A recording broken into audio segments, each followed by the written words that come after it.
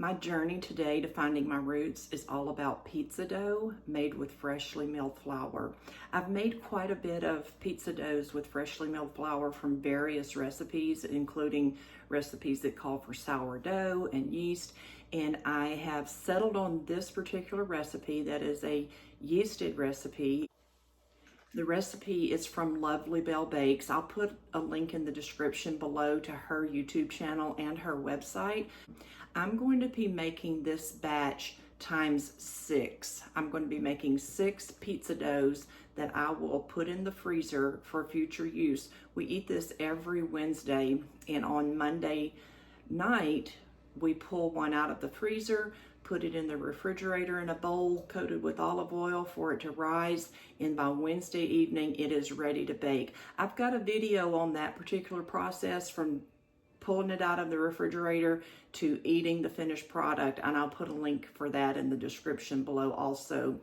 I'm going to take you right here to my mill. I've already weighed out the grain and we're going to get it milled.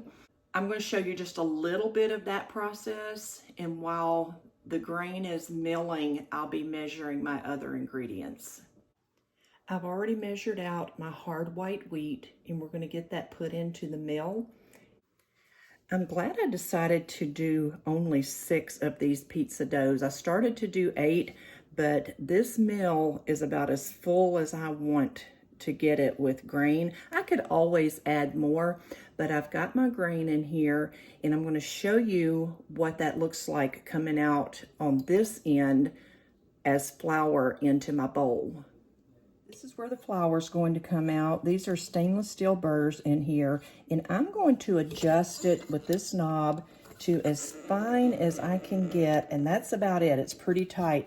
I want to get what's comparable to a 00 flour. That's the flour that's used to make pizza doughs and pasta. I'm going to turn this on, and it's pretty loud, so I'm going to let you watch it for just a minute, and then we'll be back when the flour is finished.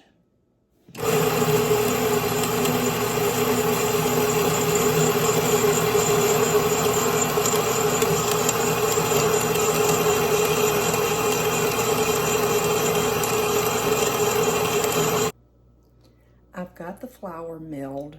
This is 1,650 grams of hard white wheat. It's enough to make 6 14-inch pizzas. And in my Grain Maker 99 grain mill, it took about 30 minutes for this to mill. And that's a long time, but considering how much flour we got out of this and the fact that it's exquisitely fine milled, it has to mill much slower to get that fine mill. And one of the beauties of this Grain Maker 99 is that it mills slowly anyway, and it keeps the flour from getting hot. I mean, it's just barely warm when it comes out of there. And the reasoning behind that is that if you get your flour too hot while it's milling, it starts degrading the nutrients immediately. So I've got the flour here, and we'll set that aside. Now I've got my Anchor Shroom mixing bowl on my scale. I'm going to zero that out and add the water. I've got my water measured out here, and again, enough for 6 pizza doughs. I'm going to zero that out. We're going to add the honey, 85 grams. Then I'm going to zero that out again and add the olive oil, which I need 24 grams.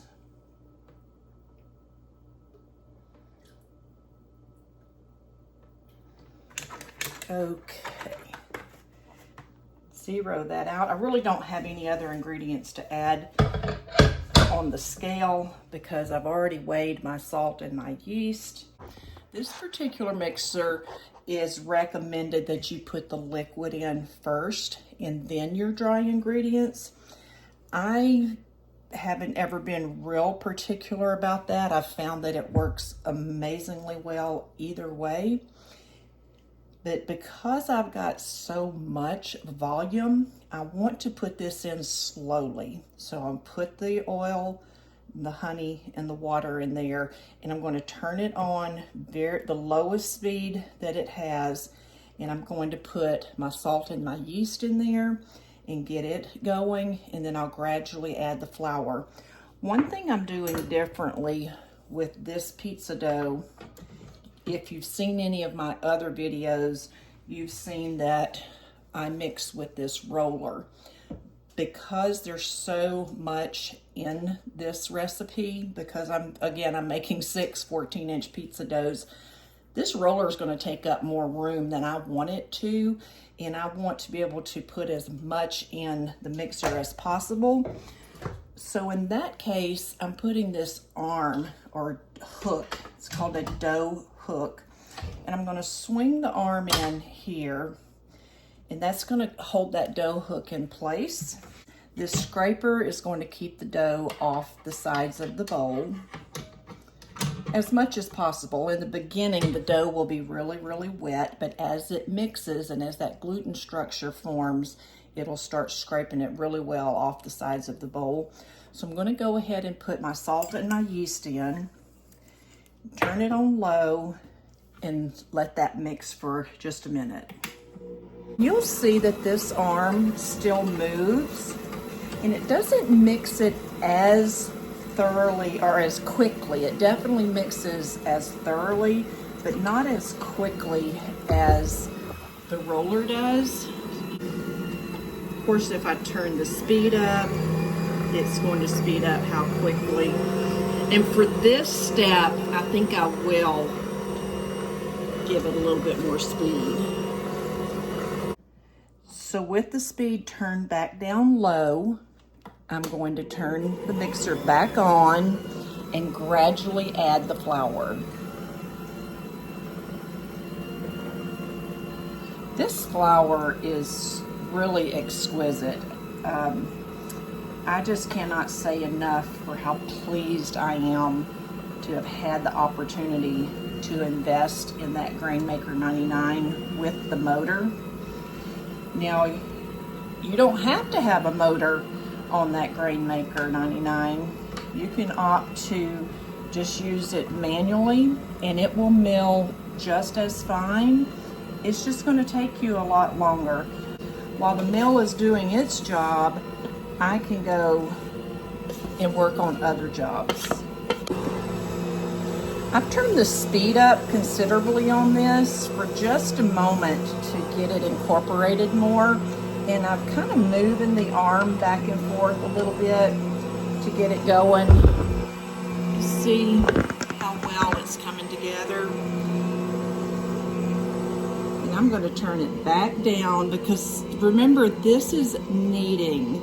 And if you think about when you're kneading a dough by hand, how slowly you knead it, how gently you knead it, that's what you want with this. It's just a gentle knead. So I'm going to set the timer at this point for 12 minutes. My timer just went off, which means our 12 minutes is up. I'm going to wet my hands and see how well the gluten has formed with this dough to this point. What we're looking for is called a window pane. It's almost where I want it. I can stretch it pretty good.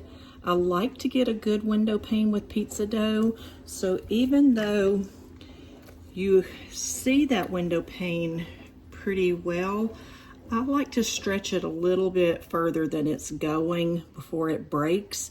So I'm going to give this about another 4 minutes, and then we'll check that window pane again. It's been 4 more minutes, and the dough is looking beautiful. It's very smooth, which is what you want to look for in gluten structure. And look at that window pane. It's called window pane because it stretches thin enough that it's basically like looking through an opaque window. That's beautiful. It's getting some little tears there where it gets really, really thin, but that's okay. I mean, it's going to tear at some point, and that is good enough for me. I'm going to take this scraper out and this dough hook. I'm very pleased with how well this dough hook worked. And next time I'll probably do 8 pizza doughs because I have plenty of room in here. I hadn't put that much dough in this mixer before. It's supposed to hold 8 loaves of bread dough, so I felt like it would probably hold 8 loaves of pizza dough. I just didn't want to really push it this time. Not going to put the lid on this bowl because I need my mixer for another project I'm working on today. Got this large stainless steel bowl. I've got this spritzer that I think I got it off of Amazon. It's glass for holding oil. And I just spray the bowl really well, spray my hands really well. And we're going to just put the dough. I'm going to use my scraper here to get this out good. I don't know if you can see that very well. You just turn it upside down. Gravity will kind of take care of most of that. This is a lot of dough. Sorry you can't see that. Look at that. That's another sign of good gluten structure. Look at all of that stretch. That is really nice dough.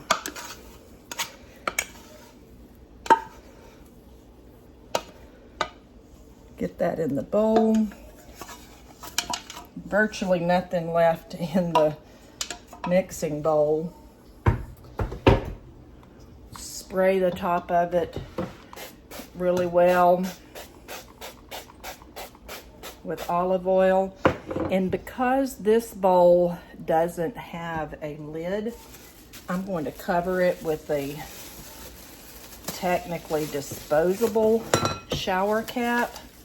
I rinse them and use them repeatedly. We're going to let that sit for about an hour. It's been about 1 hour, and I've been waiting for this pizza dough to about double in size, and I think it's there. It's such a joy to see and smell this yeasted dough. So what we're going to do now is weigh this, because it's not necessary that you get it into exact portions, but I like to get my pizza doughs pretty consistent. So what I'm going to do, I've got this bowl spritzed with oil ready to go. I'm going to turn my scale on, and that'll come on at 0, which means it is not weighing the bowl. It's only going to weigh the dough that goes in the bowl. So I'm going to dump that in there.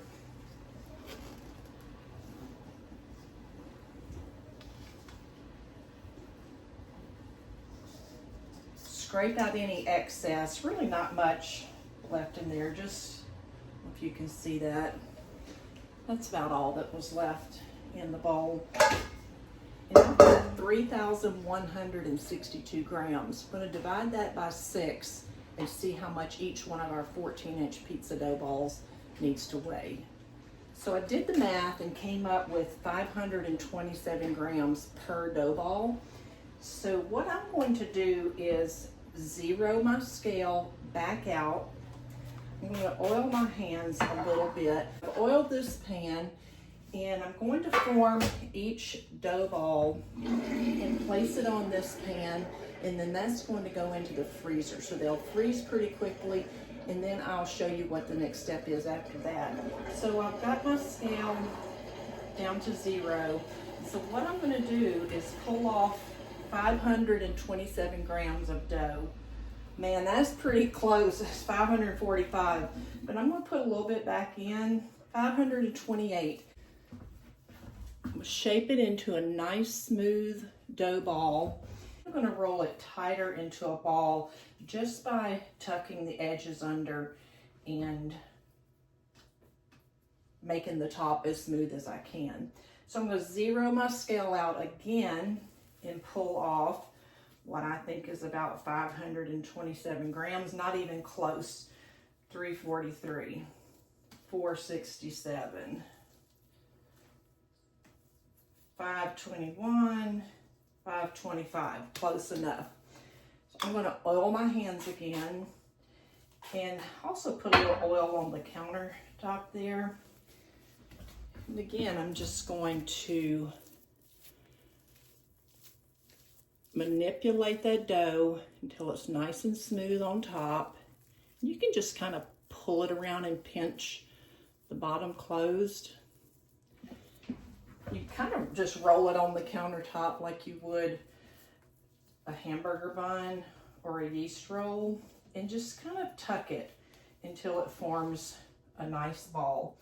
I'm going to do that with all 6 of these, and then I'll show you what they look like as they're getting ready to go into the freezer. I've got 6 pizza dough balls on my tray ready to go into the freezer, and I'm glad I only did 6, because although I've figured out that that mixer will hold at least 8 dough balls, I don't really have room in my freezer to put a second tray. So I'm going to get these 6 in the freezer, and then we'll move on to the next step of getting them vacuum sealed. I've taken the pizza dough out of the freezer, and you'll see that I have 5 instead of 6 that I started with. That's because a friend did some embroidery work for me, and I traded her a homemade pizza dough for her embroidery work. So what I'm going to do with these is I'm going to put each one of them in a bag we're going to vacuum seal. Unfortunately, I'm out of my smaller bags, and I kind of hate to put those in one of these big bags. I might see if I can fit 2 of them in there, but let me just look, because I could open the bag and then reseal it when I take one out. So let's see how well that fits. I think that's going to work. I'm going to take it over here to my vacuum sealer and just see how well that works out.